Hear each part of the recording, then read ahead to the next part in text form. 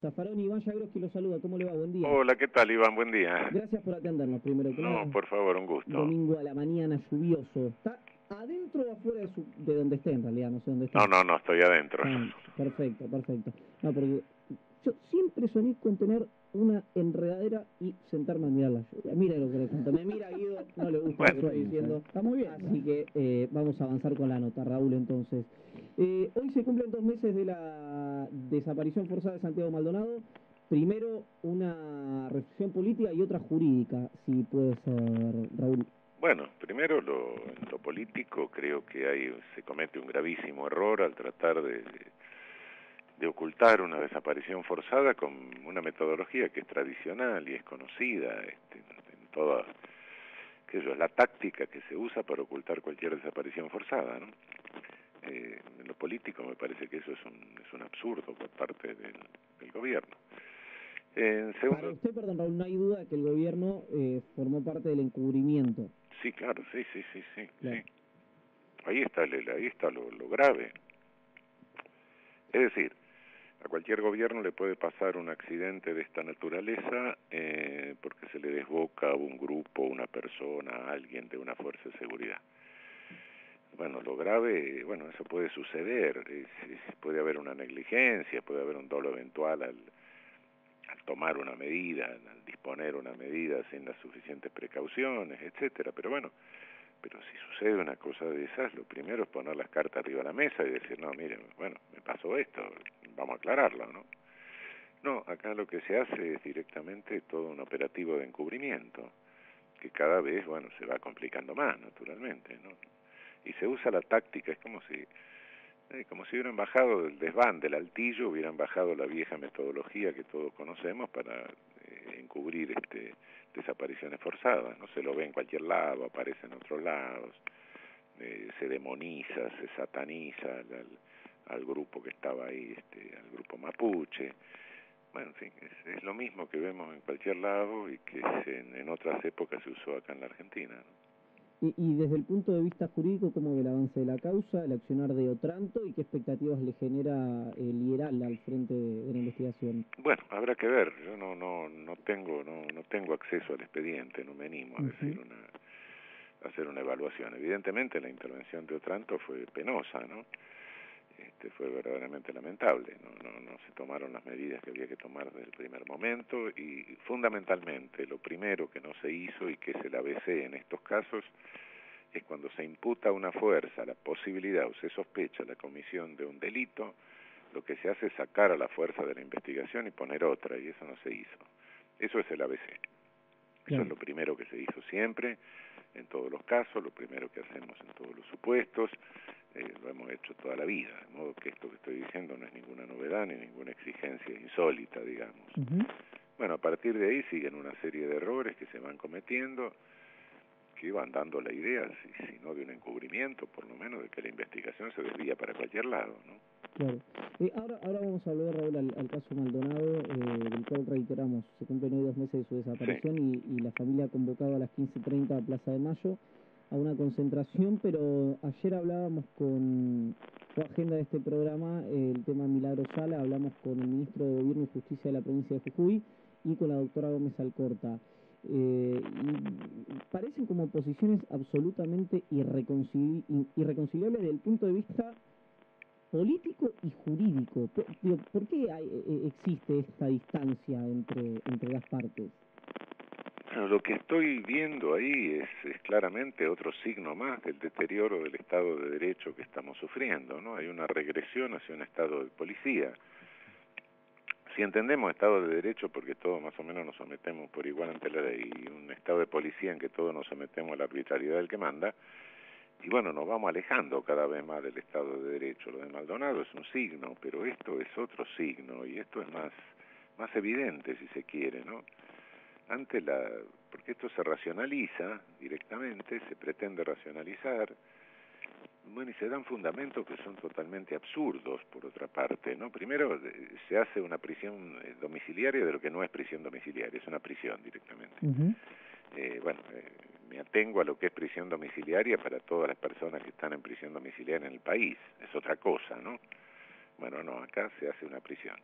y no solo se hace una prisión, sino que ahora se revoca con argumentos que, bueno, no sé, los he leído en el diario, son trascendidos, pero por lo menos yo diría que es un guiso de argumentos insólitos, donde se confunde todo, ¿no? Bueno, Raúl, perdón la interrupción, pero ayer el ministro nos decía algo que a nosotros nos sorprendió y se lo dijimos a él incluso, que nos sorprendía que nos lo dijera, porque, no, excepto Guido acá, que es abogado y ha estudiado, a nosotros no tenemos conocimiento de los procedimientos del derecho, y nos decía que él había recibido, hablaba de los fundamentos de la revocatoria, y él dijo, los recibí por WhatsApp, extraoficialmente. Sí. Y bueno, después la doctora Gómez Alcorta decía que eso no podía ocurrir, que era un escándalo, pero el ministro lo decía al aire, no es que fue un trascendido que nos llegó a nosotros. Es no, yo creo que realmente una notificación por WhatsApp me parece un poco rara, y sobre todo de una cosa tan grave y tan importante como esta, ¿no? Claro. Raúl, ¿qué tal? Te saluda Guido Stochik. Hola, ¿qué tal? Se ha hablado mucho del blindaje que tiene el gobierno y de que algunas cuestiones, como puede ser lo de Milagro Sala, Santiago Maldonado, no perforan en el electorado del gobierno o no llegan a definir en una elección. Sí. ¿Por qué cree que eso puede darse en una sociedad, sobre todo que ha hecho de la memoria, verdad y justicia una política de Estado durante tantos años, se ha reivindicado tanta esa lucha? Bueno, tenemos un monopolio de medios al cual estamos sometidos. Hay un oligopolio que prácticamente es un bombardeo cotidiano. Y bueno, ese bombardeo cotidiano con descrédito, vamos a ver ahora todo el show que van a hacer hasta las elecciones en Comodoro Pi, procesamientos, audiencias, etcétera, y todo eso está claramente bombardeado continuamente sobre la población. Y bueno, y el desastre económico que están haciendo, la reiteración del programa de Martínez de Oz, la reiteración del programa de Cavallo, todavía no tocó a la clase media. El día que llega a tocar a la clase media, esto se derrumba. No sé qué espacio les queda, no sé qué tiempo les queda en relación al PBI para seguir endeudando el país, para seguir entregando soberanía, para seguir sometiéndonos a jurisdicciones extrañas, etcétera. Pero bueno, eso, como en las otras ocasiones, llega a su fin. Cuando llega a su fin, bueno, sucede eso. Momentáneamente hay una distorsión, no estamos viviendo una democracia, porque realmente una democracia con monopolio de medios de comunicación, con discurso único, con creación de realidad única, no existe. Esos son elementos de autoritarismo, sino de totalitarismo.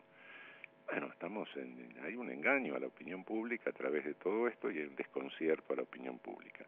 No voy a negar también que hay por parte de la oposición una relativa desintegración en razón de mezquindades que habría que controlar bastante, ¿no? Es decir, bueno, creo que la oposición tendría que llamarse un poco a la serenidad y darse cuenta que lo que está de por medio es la nación, es nuestra soberanía, es el país, ¿no?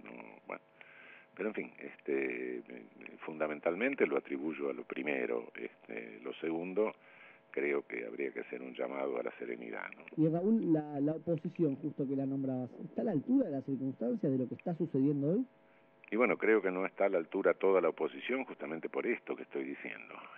Creo que... ¿Es temor a los medios? ¿Qué sucede con la oposición que no bueno, a veces hay sectores que creen que bueno, que se puede aprovechar, conseguir un cierto espacio. Hay disidencias que habría o diferencias que habría que zanjar internamente, pero que hay que tener en cuenta que acá lo que tenemos es un problema común. El problema común es una administración que está comprometiendo la soberanía de la nación. Bueno, eso creo que hay que poner eso por encima de todas las disidencias internas y de todas las ambiciones personales que se puedan tener, ¿no? Pero lamentablemente eso parece que parcialmente no pasa, por lo menos, ¿no? Doctor, ¿cómo está? Lo saluda Facundo Ale. ¿Qué tal? Desde hace algunos meses se viene hablando desde el gobierno de las mafias y se vincula con las mafias a sindicatos, a algunos empresarios, ahora también se habla de periodistas, de académicos incluso, y hay un listado en el cual, en teoría, el gobierno iría por lo menos 500 tipos que vincula directamente con las mafias. ¿Cómo interpreta usted esto que está pasando y si cree que la sociedad debería estar asustada ante esta posibilidad? Claro que tendría que estar asustada, hay una persecución política, eso está claro. Hay una clara orientación política. Yo no niego que pueda haber casos de corrupción, pero fundamentalmente en lo que respecta a los sindicatos se pueden estar aprovechando casos de corrupción para debilitar al sindicalismo en general. Y creo que eso eso lo vemos con Trump, lo vemos en todas las políticas de carácter neoliberal, entre comillas, porque esto de liberal no tiene nada.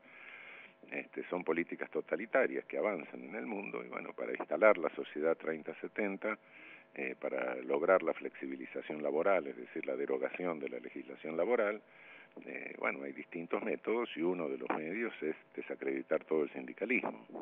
O sea, usted dice que están desacreditando a los sindicalistas con la lógica de impulsar la reforma laboral. Por supuesto, claro. Sin perjuicio de que pueda haber casos de corrupción, sí, eso puede haberlo, no lo dudo. Eso habrá que investigarlo, etcétera.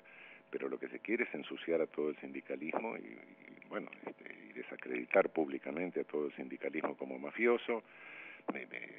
Incluso los abogados laboralistas, lo dijo el presidente, no es la justicia laboral, se persigue jueces. Bueno. Ahora, Raúl, ¿por qué cuando el kirchnerismo apuntaba contra los periodistas o contra el periodismo había una reacción nuestra digo, de los periodistas, muy enfática contra las palabras de, por ejemplo, de la expresidenta, y ahora que el presidente habla de que los periodistas tenemos comportamientos mafiosos, estamos como más anestesiados? ¿Por qué cree que ocurre? Bueno, depende de qué periodista se esté hablando, naturalmente. Si está hablando de del periodismo que le molesta al presidente, y bueno, está hablando del periodismo que no pertenece al oligopolio, que no pertenece al monopolio de medios, y entonces el monopolio de medios se calla. No hay periodismo así total, qué sé yo, está hablando de un sector del periodismo, está desacreditando un sector del periodismo, ¿no? Claro. Raúl, no sé si vamos a llegar a las noticias, si no le voy a pedir un minutito más después del info, sí. Porque quiero hablar del tema Nisman, sí. Que, bueno, la revista Noticias publicó una foto que, como yo digo, varios teníamos y no nos habíamos animado a publicar, donde, bueno, ingresó el proyectil que acabó con la vida del fiscal. No sé si está bien dicho de esta manera, estoy tratando de ser lo más decoroso posible. Sí. Pero la querella había dicho durante estos 2 años, un poquito más de 2 años, que el proyectil había ingresado por detrás de la oreja. Y bueno, es una jueza federal. Le quiero preguntar después de las noticias y dejar la consulta ahí en el tintero, si cree que debería tener algún costo, que se falta la verdad en una causa de trascendencia nacional e internacional, y bueno, cómo ve todo lo que rodea la causa Nisman. ¿Me puede esperar después Sí, cómo de las no, noticias? cómo no. Bueno, vamos a las noticias en Radio 10 y después seguimos conversando con Raúl Zaffaroni. Radio 10. Raúl, ¿está por ahí? Sí, ¿qué ahí tal? Estamos. Bueno, había quedado colgada la pregunta de Nisman. ¿Cómo está viendo todo lo que ocurrió? Que me parece que hay un antes y un después, o bueno, tal vez no, digo, me estoy equivocando, de la publicación de la foto de la causa. Bueno, sí, eso fue yo no tengo acceso al expediente, etcétera, pero evidentemente es una causa que se ha tratado de ensuciarla de alguna manera, ¿no? Desde el comienzo se le dio a esto un tinte totalmente político. Bueno, hemos visto el escrito de Nisman, que era una cosa descabellada, mal hecha, sin la menor técnica, no ya jurídica, sino de técnica de redacción del escrito. Después todo esto se empieza a confundir y se empieza a hablar se comete hasta hoy se sigue cometiendo el absurdo de hablar de traición a la patria cuando no hubo guerra. No conozco a nadie que pretenda que en la Argentina hay traición a la patria cuando no hay guerra, con una definición cerrada en la Constitución. Y bueno, los detalles acerca del hecho, dónde entró la bala, etcétera, eso ¿dónde está el orificio? Es algo que realmente es elemental directamente, no se necesita ni la autopsia para ver dónde está el orificio, es una visión externa del cadáver directamente, ¿no? No puede tener alguna duda y se necesita la autopsia para saber el trayecto del orificio ya en el cuerpo de la persona, pero el orificio de entrada eso se ve con una inspección externa del cadáver, no sé cómo se puede dudar o se pueden sembrar dudas acerca del orificio de entrada. Y Raúl, el otro día hablábamos acá con Germán Garabano, el ministro de Justicia, y le preguntábamos si el cuerpo médico forense dependía efectivamente de la Corte, el que Sí, hizo claro. los peritajes, y Germano decía, sí, claro que depende de la Corte. Esto hago la introducción porque la Corte salió a despegarse el cuerpo médico forense en virtud de las diferencias que hubo entre esos peritos y ese peritaje y lo de Gendarmería. No, lo que sucede es lo siguiente, el cuerpo médico forense depende de la Corte Suprema de Justicia de la Nación, eso está claro. Ahora, el cuerpo médico forense es a pedido de jueces que emite sus dictámenes, sus peritajes. Actúa como perito a pedido de los jueces, no a pedido de la Corte, ¿no? Es eso lo que... Pero tiene un prestigio ese cuerpo, Sí, ¿verdad? por supuesto, yo tengo absoluta confianza en el cuerpo médico forense de la Corte Suprema nuestra. A lo largo de todos los años que he sido juez, lo digo esto y lo reafirmo, nunca he visto una conducta sospechosa o encubridora o de ningún miembro del cuerpo médico forense. ¿Y por qué dio es decir, los resultados quiero aclarar, incluso me refiero a la propia época de la dictadura, hubo responsabilidad de jueces en el paso de cadáveres por la Corte, pero no del propio servicio médico forense, cuidado. No, a lo largo de muchos años, yo he confiado siempre en el cuerpo médico forense y nunca hubo un hecho que me haya hecho sospechar de parcialidad. ¿Y la diferencia con los resultados que arrojó Gendarmería, a qué cree que responden? Bueno, no lo sé, yo no tengo acceso al expediente, no soy un perito en la materia, pero insisto, tengo absoluta confianza en el cuerpo médico forense nuestro. Creo que es un cuerpo de prestigio, que ha actuado seriamente siempre, y no creo que en este caso haga una cosa muy diferente. Raúl, aprovechando que te tenemos al aire, uno está viendo las imágenes ahora de Cataluña, Sí. Leemos y evaluamos el fenómeno Trump con Corea del Norte, vemos lo que pasa en la región. ¿Qué está pasando en el mundo? Así, es una pregunta bastante genérica, pero tenemos hasta las 13, uno ve que algo está sucediendo. Algo está sucediendo. ¿Qué es lo que está sucediendo? Está sucediendo que cambió la naturaleza del capitalismo, nos hemos pasado de un capitalismo productivo a un capitalismo a un totalitarismo financiero, un totalitarismo corporativo que va avanzando por el mundo y que reemplaza la política, ocupa el lugar de la política. Hoy el poder no lo tienen los políticos, sino que el poder, en gran medida por lo menos, lo tienen los Chief Executive Officers de las corporaciones transnacionales. En el centro, Chief Executive Officers de primera categoría, nosotros más o menos subdesarrollados como corresponde a nuestra posición colonizada. Es eso lo que está pasando por el mundo. Si no nos damos cuenta de que está avanzando, se implosionó un totalitarismo y avanza otro totalitarismo ahora sin freno, sin límites. Es eso lo que está pasando en el mundo. Porque además lo que vemos, y les pido que a Raúl o a la mesa que me corrijan, y es algo que lo advierte alguna gente, no sé si mencionarlo o no, porque es un chat privado, es que hay gobiernos que avanzan con cuestiones estructurales que tienen poca aprobación de la sociedad. Brasil, por ejemplo. Claro, pensaba en Brasil, pensaba en Rajoy. Sí, la legitimidad surge de otro lado, digamos. Claro. Sí, surge del poder de las corporaciones transnacionales que manejan la opinión pública a través de monopolios mediáticos. Uno lee El País de España y, bueno, naturalmente se da cuenta de que están encubriendo todo esto, claro. Pero que ahí, Raúl, que hay una, ¿cómo decirlo de un modo elegante? Una erosión de la calidad democrática en virtud de la falta de oferta de voces, está claro. Ahora... No, lo que hay es una desvirtuación de la democracia. Un totalitarismo avanza contra la democracia, es decir, avanza contra el poder de los estados.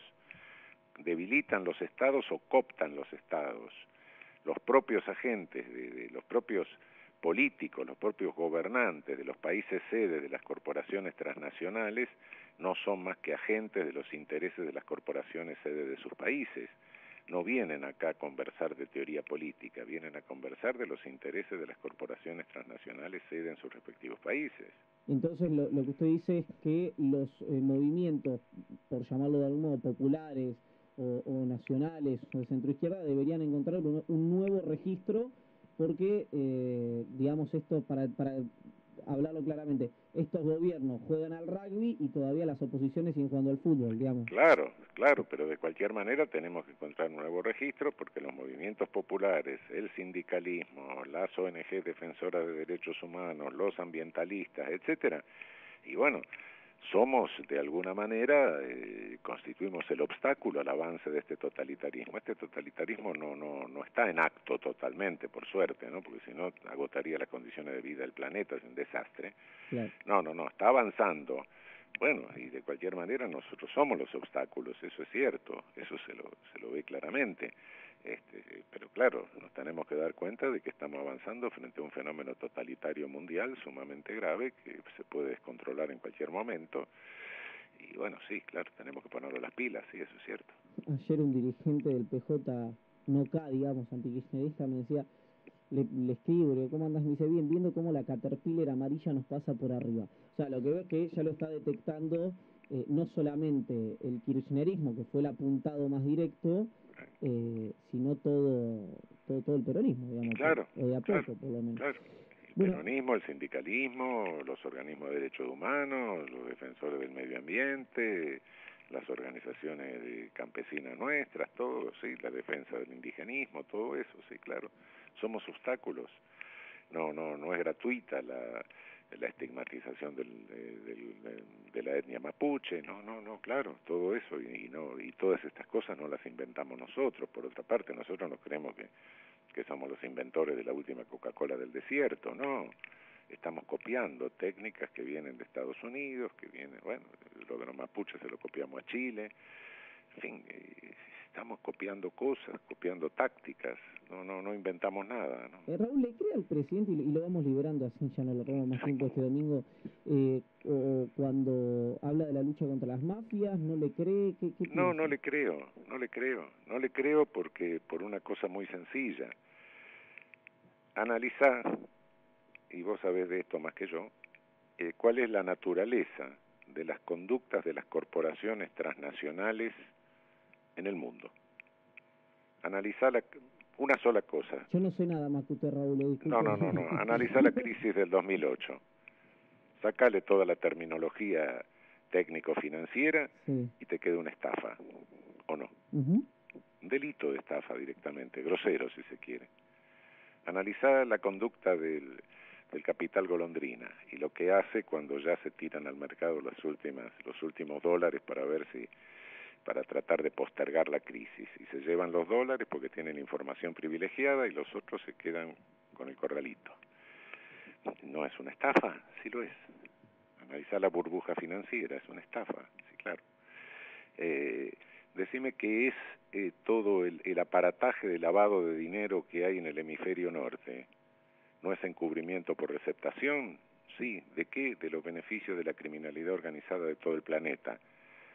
Entonces, ¿cómo le voy a creer a alguien que me dice que está luchando contra las mafias cuando es un agente de los intereses de esas corporaciones en nuestro país?